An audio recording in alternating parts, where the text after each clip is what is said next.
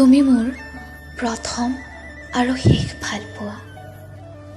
কথা জ্ঞানজ্যোতি গগৈ, আবৃত্তি দীপশিখা গগৈ। দুভাগ ৰাতি যেতিয়া পৃথিৱী নিতাল হৈ পৰে, শব্দবোৰে হৃদয়ত মালা গাঁঠে।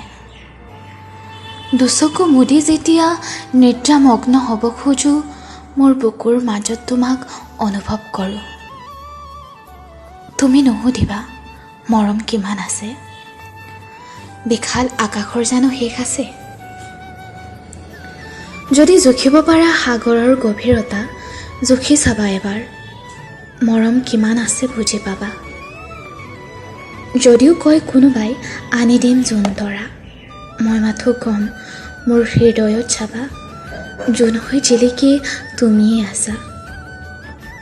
নুসুধিবা তুমি কিয় ইমান ভাল পোৱা বুলি, উত্তৰবিহীন হৈ মাথো ক'ব পাৰিম, উশাহ অবিহনে জানো জীয়াই থাকিব পাৰি।